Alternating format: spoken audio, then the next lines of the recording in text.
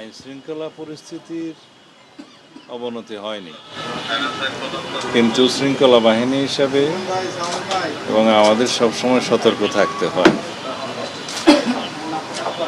কার্যক্রম নিষিদ্ধ যে মাফিয়া বাহিনী আওয়ামী লীগের কিছু অপতৎপরতা লক্ষ্য করা যাচ্ছে।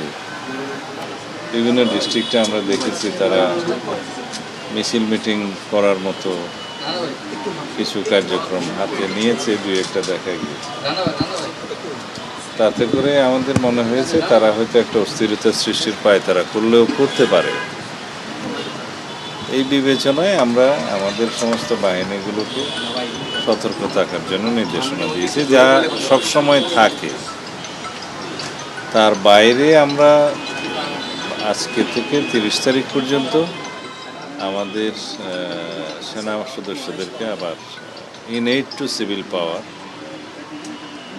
আমরা আইন মোতাবেক এই Dhaka metro, Chittagong metro, Narayanganj, Gazipur metro এবং এর বাইরে দুটো জেলা, তাতে আমরা ডিপ্লয় করেছি যাতে যে কোনো রকমের অপতৎপরতা অ্যাড্রেস করা যায়। ইনএইড টু সিভিল পাওয়ার, এইটুকু। এখানে আস্থা অনাস্থার প্রশ্ন আসে কেন? আমাদের পুলিশ বাহিনী যে সমস্ত কৃতিত্বপূর্ণ কার্যকলাপ করেছে, অ্যাচিভমেন্ট আছে, সবগুলোর জন্য আমরা পুরস্কৃত করেছি। দুই একটা জায়গায় যেখানে একটু শৃঙ্খলাপন্থী কর্মকাণ্ড করেছে তাদেরকে আমরা পানিশ করেছি। এইখানে আস্থাহীনতার তো কোনো বিষয় নেই। আমরা সবসময় প্রয়োজনীয় ক্ষেত্রে ইনএইড টু সিভিল পাওয়ার, মাঝে মধ্যে বিজিবিকে আনি, মাঝে মধ্যে সেনা সদস্যদেরকে আমরা নিয়োগ করি। এটা রুটিন ওয়ার্ক।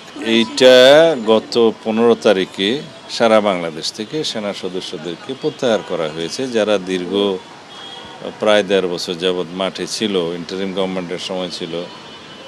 কিন্তু আমরা নির্বাচিত সরকার আসার পরে আমরা যত শীঘ্র সম্ভব তাদেরকে মাঠ থেকে প্রত্যাহার করেছি, প্রত্যাহার করা হয়েছে। কিন্তু এখন যেটা আমরা কয়েকটা জায়গায় ডিপ্লয় করতে যাচ্ছি সেটার সাথে ওই পরিস্থিতির কোনো মিল নাই। এটা ইনএইড টু সিভিল পাওয়ার। হ্যাঁ, ইনএইড টু সিভিল পাওয়ার উইথ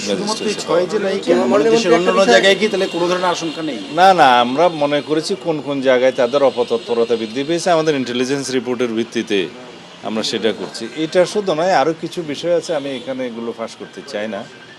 দেশে অস্থিরতা সৃষ্টির জন্য কিছু কিছু মহল, কোনো মহল অপতৎপরতায় লিপ্ত আছে। তো সেই জন্য আমরা অ্যালার্ট থাকার অংশ হিসেবে আমরা নিয়েছি। আইনের চোখে সবাই সমান। পুলিশের কাছে বিভিন্ন রকম অভিযোগ ছিল তার বিরুদ্ধে, সেগুলোর জন্য জিজ্ঞাসাবাদের জন্য তারা নিয়ে এসছে, জিজ্ঞাসাবাদ করেছে এবং প্রয়োজন মনে করেছে তার কাছ থেকে মুচলেকা নেওয়ার, প্রয়োজন নিয়ে মুচলেকা নিয়ে ছেড়ে দিয়েছে। না, আমাদের পূজা উদযাপন পরিষদের নেতৃবৃন্দ আমার সাথে